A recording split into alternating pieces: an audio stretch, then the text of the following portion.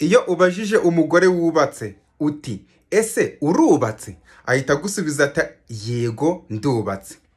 Ariko iyo ubajije umugabo wubatse nyine uri aho ngaho, ahita avuga ngo nyine ukuntu bimeze nkaho nubatse, ariko umugore nyine tubana ntabwo yubaha, yeyeyeye n'ibiki byose nyine urebye n'ibiki nyine turi inshuti bisanzwe n'umugore wanjye, ukuntu bimeze ariko nyine mba ndeba.